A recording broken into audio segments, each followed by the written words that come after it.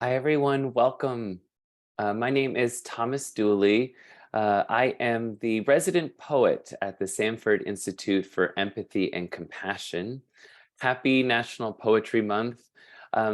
This production today is produced by the Center for Compassionate Communication, which is a really incredible resource for providers to enter into a fellowship where they are really using their own stories, their own understanding of their practice, to really engage in dialogue and deepen and nurture their resources for empathy and compassion, both in their practice and also in their lives. Our intention for today's session is twofold. One is to celebrate poetry as an important force in our lives. You know, poetry is everywhere, sometimes hiding in plain sight.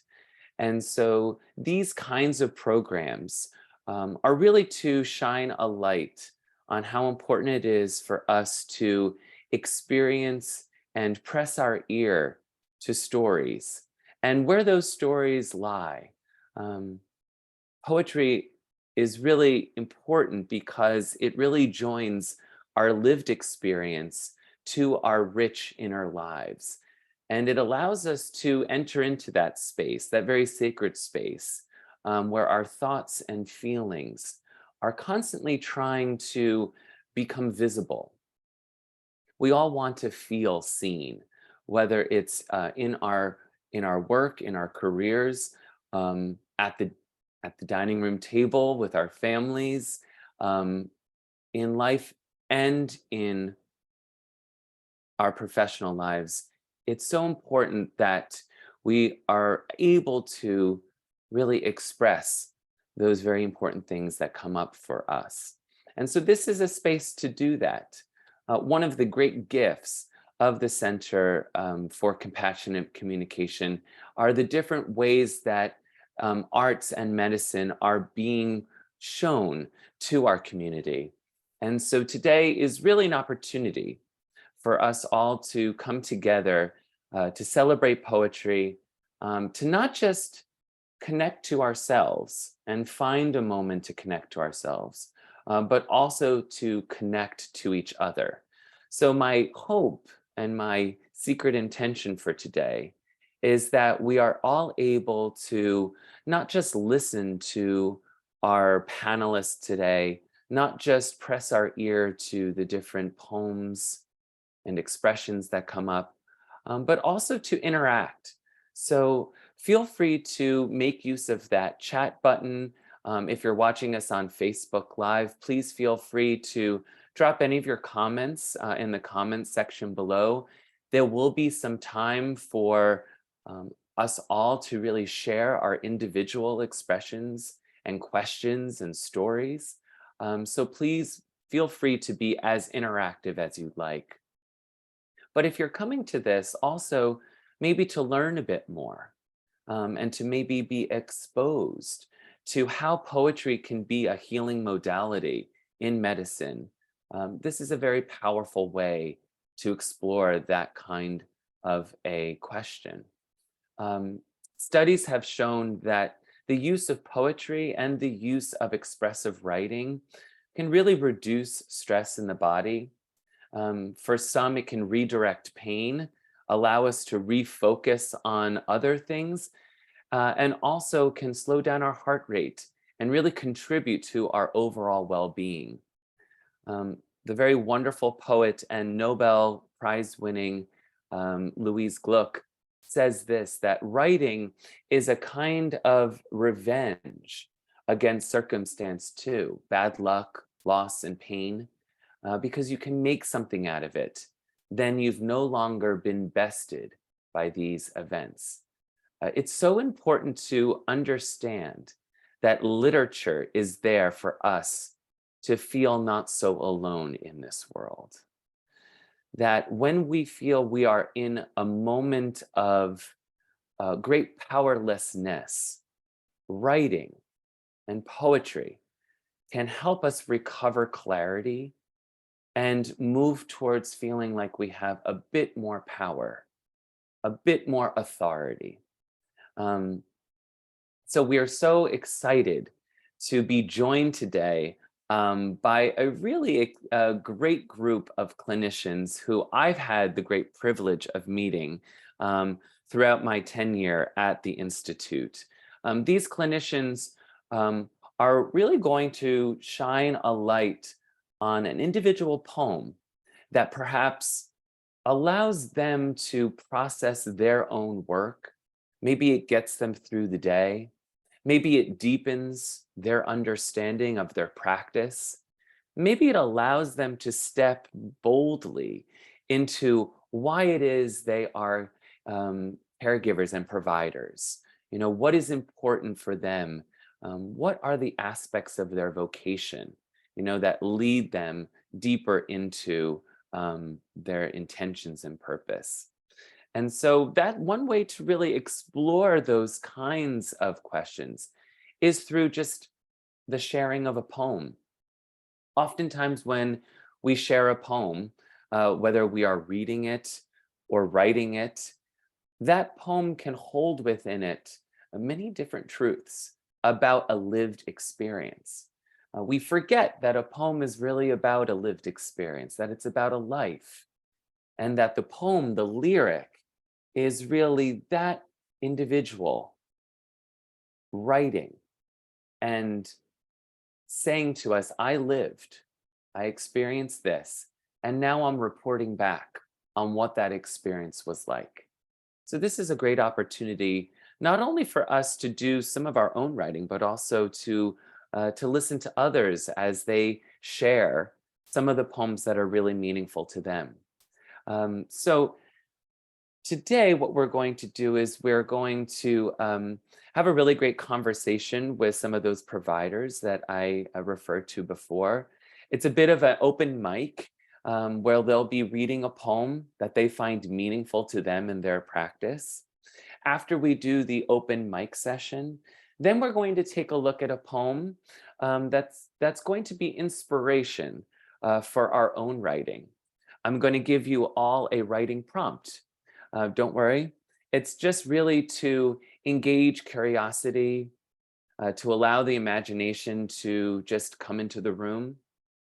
It's also going to be an opportunity for us to just take a breath so that we can connect to ourselves and perhaps share with everyone some of our individual thoughts and feelings.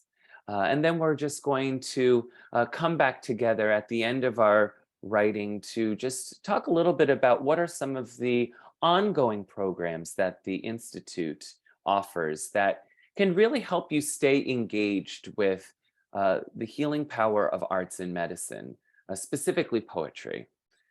So I'm so glad that you are here with us. Again, please feel free to use that chat feature to show your support, to ask your questions, to respond to some of our writing prompts, and to really be a part of this really vibrant community here at UCSD.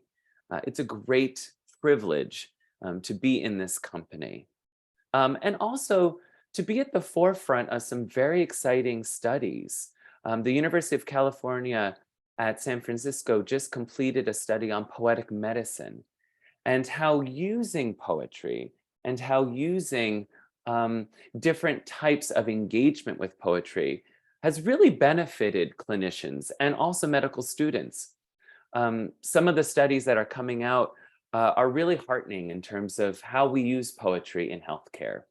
Um, some of the outcomes were that students, especially to medical students, that they perceive that they develop and that they improve specific communication skills just by reading, interpreting, and writing poetry, that it enhances their capacity to collaborate, to empathize, and to be more patient-centered. And this is developed personally and professionally through reflection. How important it is to have an opportunity to just pause, to take a breath, to listen to a poem, and to allow that poem to inspire reflection in our own lives. What are some of the thoughts and feelings and situations that come up for us? How does it make us reframe our own circumstances, perhaps?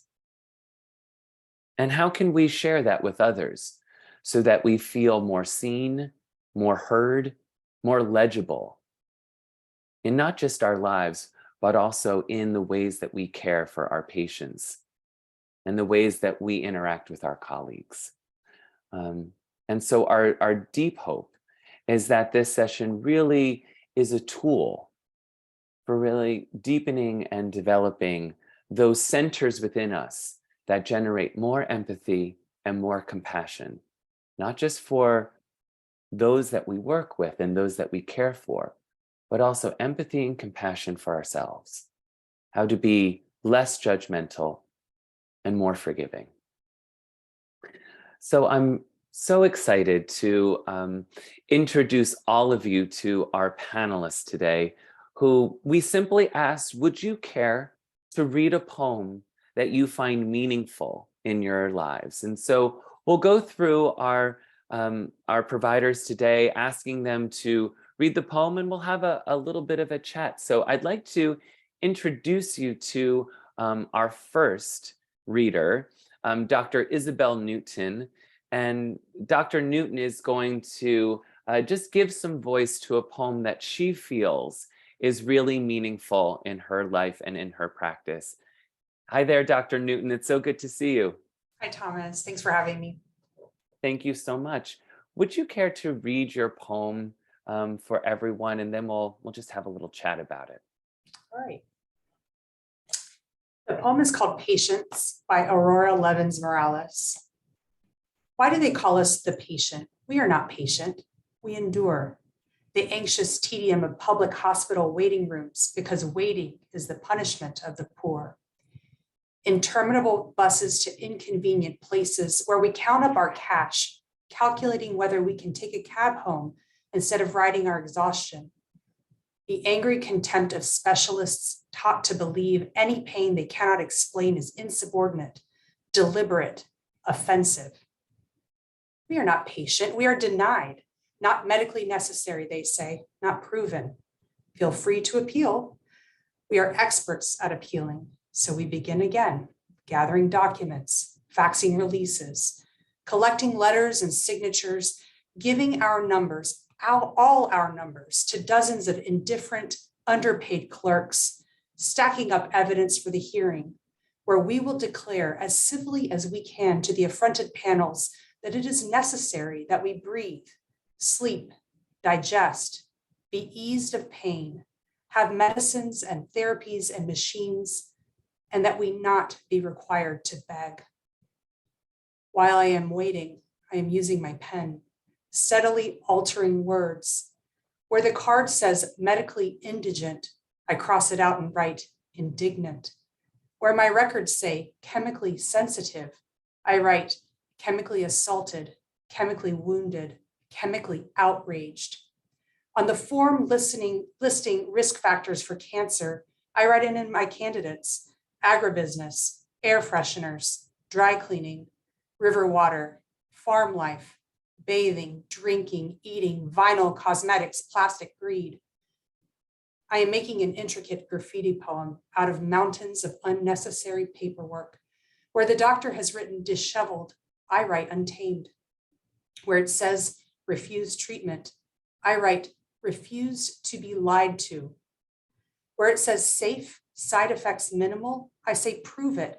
What do you mean minimal? What do you mean side? I write unmarketed effects unmentionable. Where it asks authorization, I write inherent, authorized from birth. Are you the patient? She asks, ready to transfer my call. I say, only with my own sweet, brave body. I say, not today, no. I have no patience left. I am the person who is healing, I say, in spite of everything. I will have to put you on hold, she says. Yes, hold me, I say. That would be good. Thank you, Dr. Newton. How powerful. I'm so struck by the authority in this voice, and the need to be heard. And then that last line, the need to be held.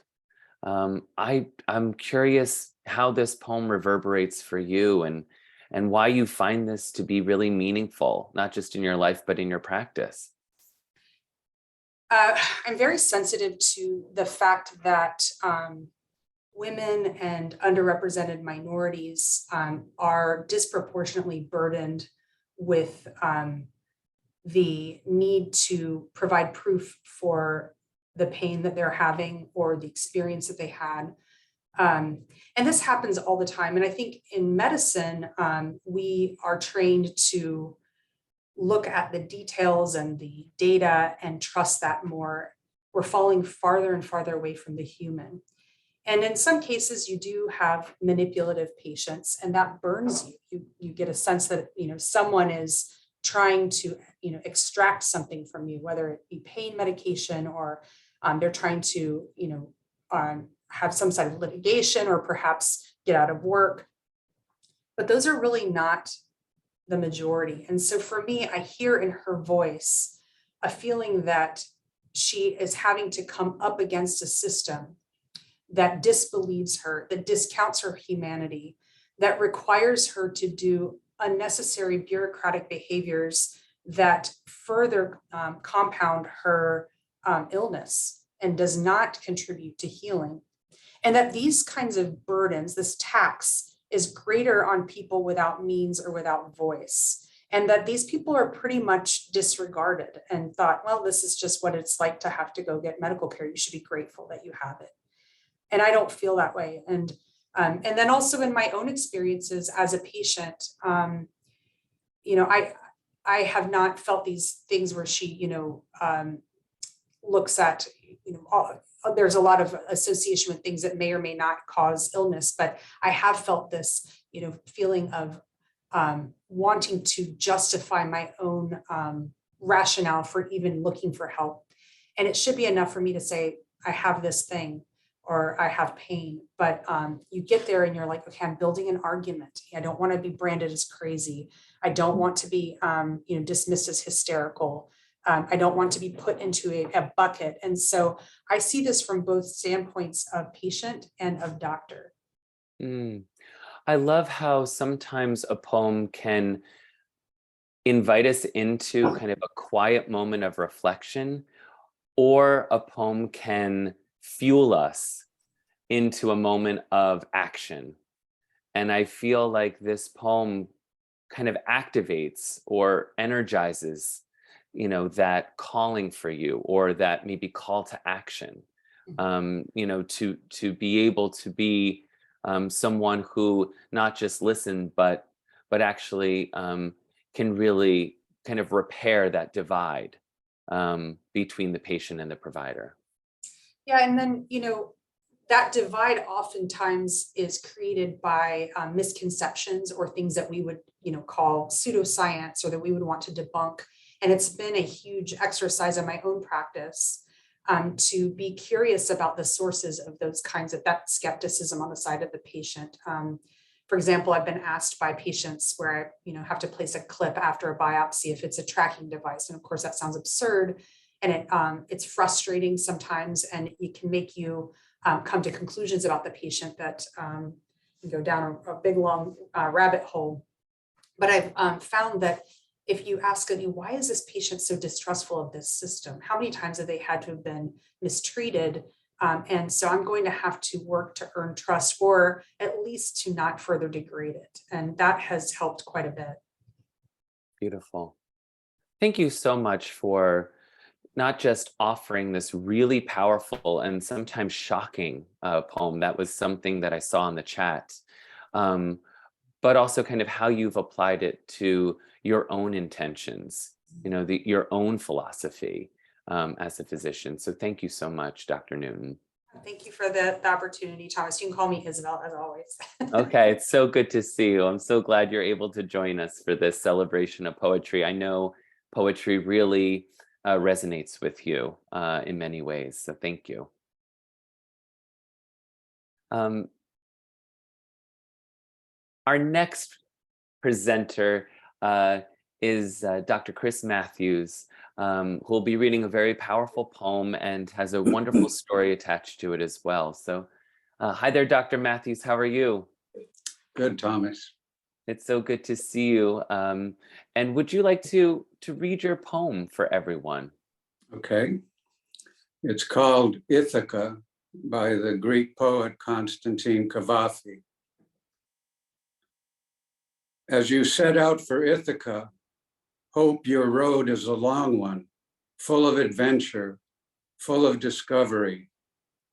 Lystragonians, Cyclops, angry Poseidon, don't be afraid of them.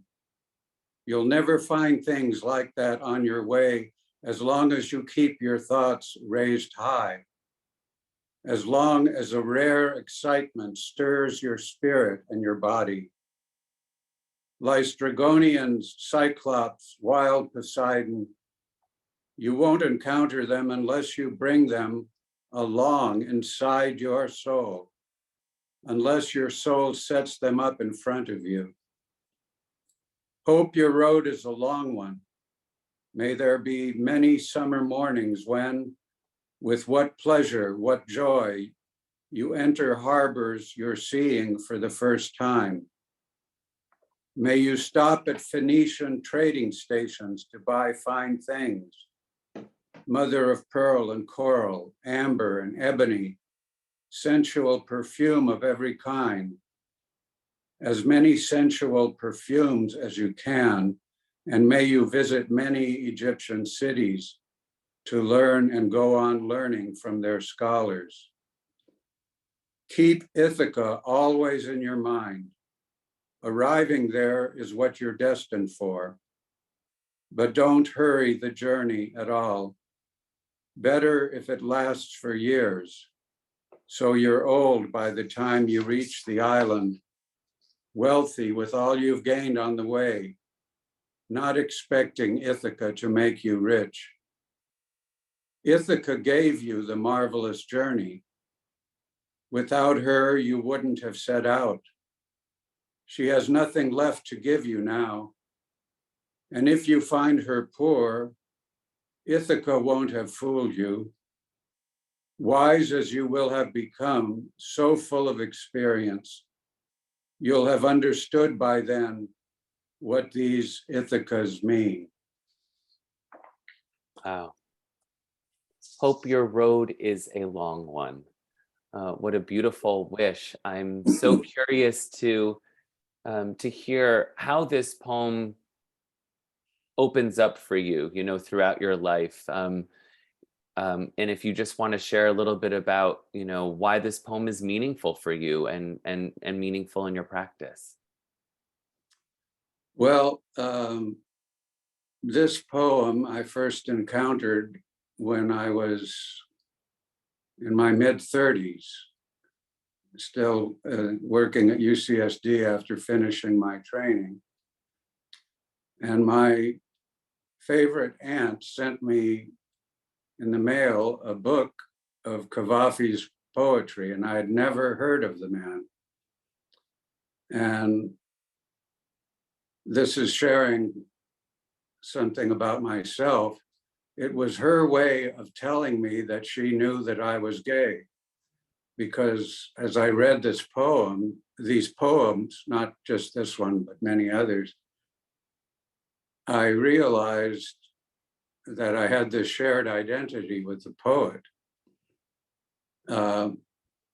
But as the years went by, I kept returning to this poem in particular, Ithaca, as I reflected on how, as we move through our careers and lives in medicine, it seems to be one goal after another: internship, residency, chief residency, your first job, assistant professor, associate professor, And when you get to my point as emeritus professor, the next stage is posthumous professor.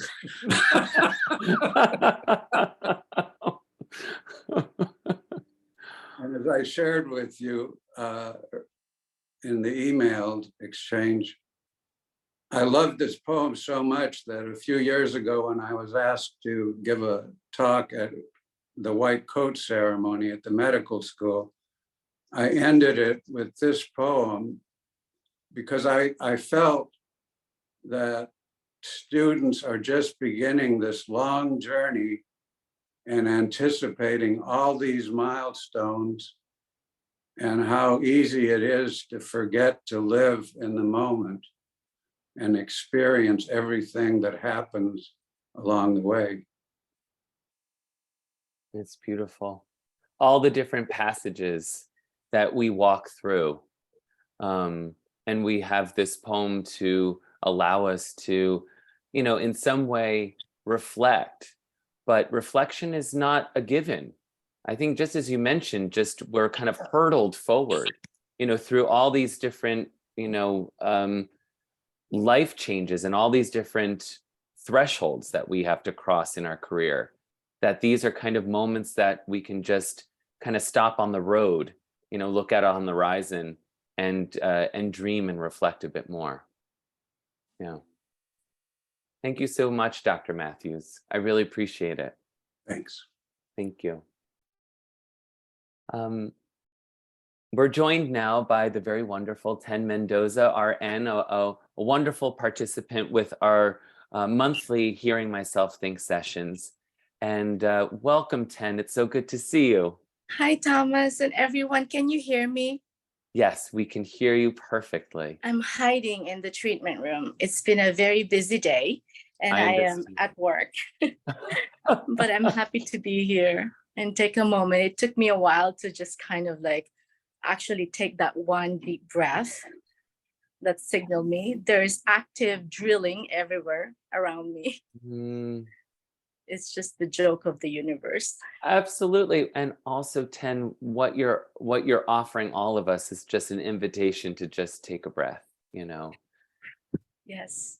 Thank you for this chance. Yes, absolutely. Thank you. Ten, I am so excited for you to read an original piece that you wrote. And I know how meaningful and powerful that experience was for you. Would you like to read it for our Yes. audience now? Thanks. The title is If I Had Gone. If I had gone, you told me once you have to be brave because no one else could do it for you. Every morning when you woke up, you forced your head up to stop the chatter convincing you that life's a disaster. You filled in the gaps as your memory lapsed, putting on a big smile, preventing collapse, careful not to give in to destiny's jabs. As loneliness wraps your greatest hack, giving your life to public service, making your sorrow impervious. You told me once,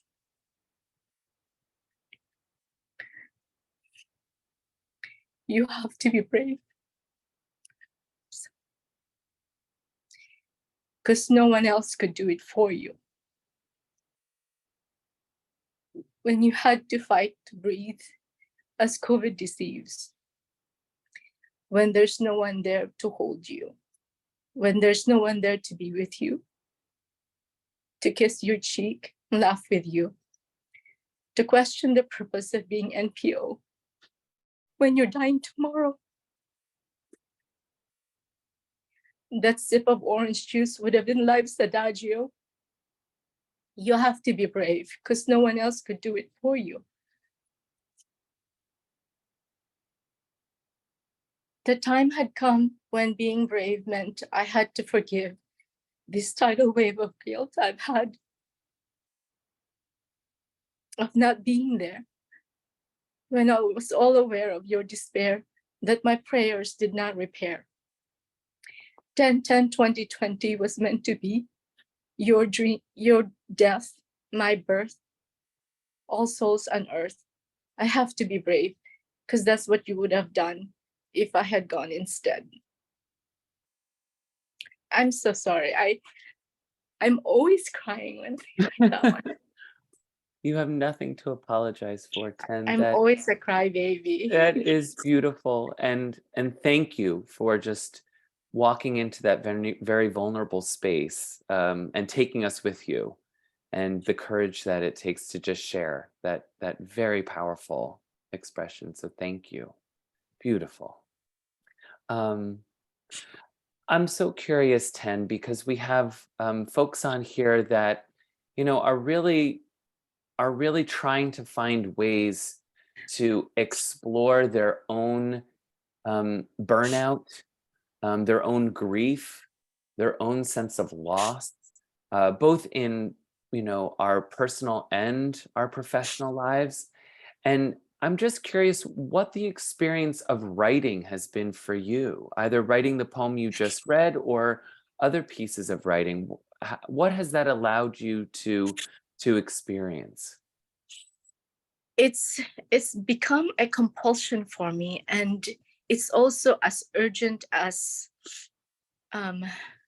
the need for an embrace or a someone next to you to talk to you.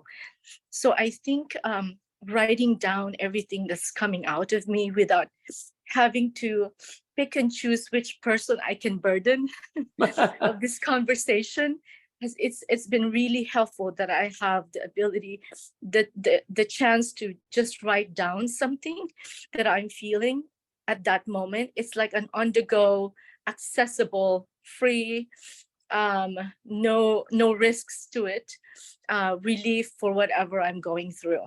And most of the poems I would write is whenever I'm driving. For some reason, when I'm driving, my mind is probably relaxed or going into la la land or something, and thinking, and I would just write, and I would be just so overwhelmed, I would have to pull over and write it down and then move on, because the relief is so immediate and so effective that it's a therapy for poor people like me who can't afford therapy. So that's, I don't know if I answered your question, but it's been my secret weapon, is to just write down things, and it's been very helpful, very cathartic to me. Yeah, writing really allows that catharsis. And I love that idea of a secret weapon, that we kind of have this tool in our toolbox that we can always brandish, when we are feeling maybe voiceless, or when we're feeling confused, or overwhelmed, or stressed to the point that nothing is making sense, or that the burden is too heavy. And so that maybe just stepping into that space of being able to write down and express, that can bring out, that can kind of startle the ground a bit, that can kind of loosen, some of the heaviness, so that we can feel a bit lighter. Beautiful, Ten. Thank you so much. Thank you so much. And we are all in that room with you right now. We are Oh all my goodness. we're all in that very sacred room, that Thank you you. that you've brought us into. So thank you. Thank you. Thank you for allowing me to share my original poem. I know I will be tearful, but I thought that I thought it was important, and I thought that I think it's more like witnessing. The writing to myself of all these things is just asking the universe without burdening it so much. I feel to witness my grief or whatever else is going on, and it's all I needed, and it's worked. So To thank allow you. the universe to witness our grief. Yeah, bearing witness. Thank you, Ten. Thank you. Thank you so much. We now have Dr. Premi Suresh, who is going to be reading a very special poem for us. Hi there, Dr. Suresh. Hello.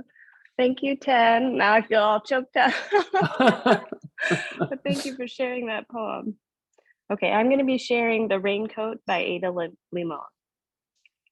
When the doctor suggested surgery and a brace for all my youngest years, my parents scrambled to take me to massage therapy, deep tissue work, osteopathy, and soon my crooked spine unspooled a bit. I could breathe again and move more in a body unclouded by pain. My mom would tell me to sing songs to her the whole 45-minute drive to Middle Two Rock Road and 45 minutes back from physical therapy. She'd say that even my voice sounded unfettered by my spine afterward. So I sang and sang because I thought she liked it. I never asked her what she gave up to drive me or how her day was before this chore. Today, at her age, I was driving myself home from yet another spine appointment, singing along to some maudlin but solid song on the radio. And I saw a mom take her raincoat off and give it to her young daughter when a storm took over for the afternoon. My God, I thought, my whole life I've been under her raincoat, thinking it was somehow a marvel that I never got wet.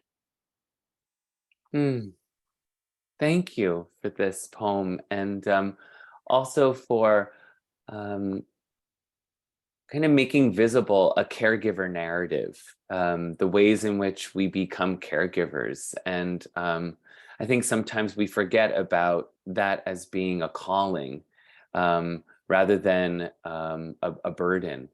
And I'm just curious how this poem just resonates with you now, either in your personal or professional life. Like what does it unlock for you? Yeah, I think I actually heard it from you during one of the sessions in the past. And at that time, it really, resonated for me as a parent, and just kind of, often feeling like maybe my own children are not expressing gratitude. And then when I read this, was like, oh my gosh, my God. And I called my mom and read it to her as a way to express my gratitude. But when I was thinking about this session, I was also thinking about, like, in pediatrics, we often focus on like the failings of parents, especially in my field, which is like child abuse and neglect. We would often really hone in on the parents who weren't doing maybe what they were supposed to be doing or couldn't do what they needed to do. And I just felt like there's so much we ask of parents when they have children who have any number of needs. And I just felt like, sorry, I'm a big crybaby too. I start crying for everything. But I just feel like it shines a light on how it is a marvel that people can take their kids and do all these appointments, and we kind of just, as physicians, just say you need to go here and you need to go here. And we never really realize like how much they have to sacrifice for that. Like just walking in the door and checking in Yeah, with the receptionist, and yeah. bringing the referral. Right, And right. And like I often got called when people weren't doing that. And then it would be like when I would examine like their chart, it's like, do you see how many things we've asked them to do? And like these people sometimes have so many, like, 2 jobs or work nights. My dog is like doing a squeaker toy in the background. But just like this poem really just helps me see, like, wow, we take it for granted that people can carry out the orders we have just like put on them, and then criticize them when they miss an appointment. But it's like how much stuff that they have to do and balance and sacrifice. absolutely. And the care that we give, and also the care that we don't even know we're receiving. How that is such a powerful exchange throughout our lives. That sometimes we care because we've been cared for, or sometimes in spite of not being cared for. Um, it's so fascinating how that, that's how we come to be caregivers, in all those different ways. Yeah. So powerful. And thank you so much for kind of taking us into that very vulnerable and moving space. Thank you. Thank you, Thomas.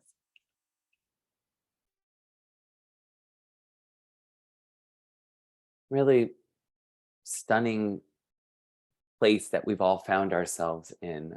So I just really want to offer my deep gratitude to our panelists today for sharing their wonderful poetry and also their insights on how they apply the themes and messages of the poems that they presented to their own situation, to their own lives, and how poetry invites us to think deeper, love harder, and nurture compassion.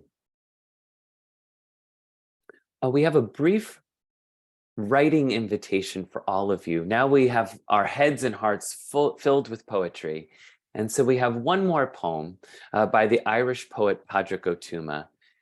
This poem is going to be just some inspiration for our own writing. So take a moment. I'll read through this poem, and and I'd love to know how this poem lands with you. So this is called The Facts of Life by Padraig Ó Tuama. That you were born and you will die. That you will sometimes love enough and sometimes not. That you will lie, if only to yourself. That you will get tired. That you will learn most from the situations you did not choose.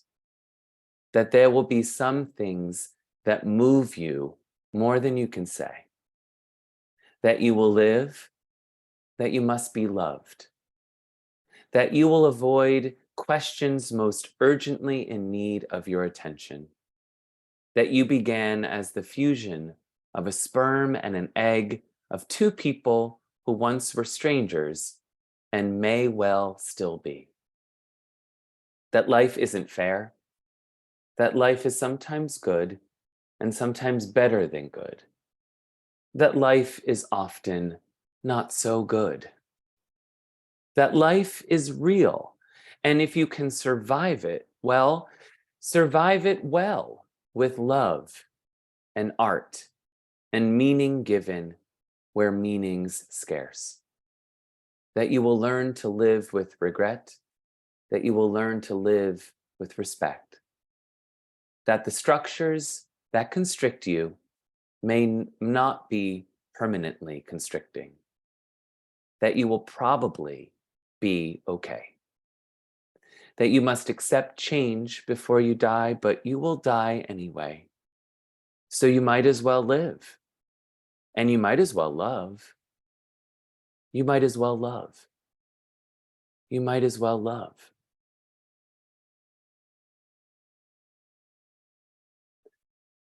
I'd like to invite you all to use the chat feature. You can direct message your response if you'd like to the hosts and panelists, if you prefer to be anonymous, or you can send it to everyone. But using this poem as our own inspiration, what are your facts of life? Really thinking about your own experience. I'd like you to think about this prompt.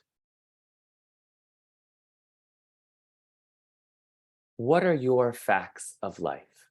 So just take a couple minutes and maybe write down a sentence or two, reflecting on your own experience. What are your facts of life? And you can send it right through the chat, either to the host or to everyone. So just take a couple minutes.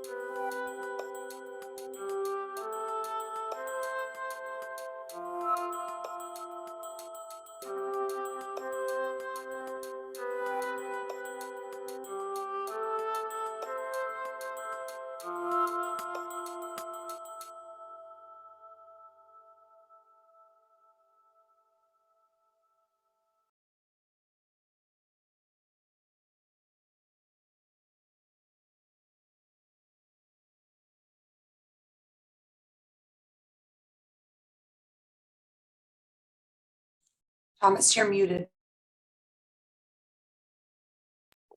I hope that time was a powerful space for you to just reflect on some of the facts of life that you've learned in your experience. You know, some of the things that came up in the chat is my facts of life are different from yours.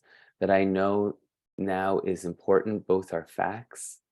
That life is short and it's nothing personal, just life. A rolling ball gathering moss and dirt along the way, better for the wear, now slowing down toward the end of the journey. Love is a fact, regret is a waste of time, and that is a fact that I often forget.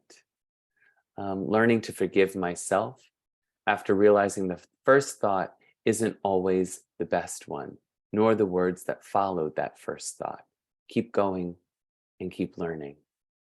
That I am here, I am here, I am here. You too are here, you are here. Through some alchemy of science, technology, profit, we are here. That life is hard, but life is good, and each day is a gift. That there is a certain amount of pain that must be endured, and highs must be followed by lows, but the highs will come again, and so will the lows. That this life is meant to be shared, that humans are meant to live and learn together, not in isolation. And that feelings aren't facts. There is pain, misunderstanding, and frustration, but there is also beauty, joy, and delight. I want to thank you all for carving out some time to enter this really powerful and moving space where we look at poetry as a way or as a door into the interior, and that we are able to just stand there together to listen and to really pay attention to each other's stories, each other's reflections. The more you tell me about your lived experience, the more my experience is deepened and enriched. And the more compassion I have for myself, seeing you showing that compassion towards yourselves. So thank you all so very much. We have monthly offerings on our website, which we're going to put into the chat.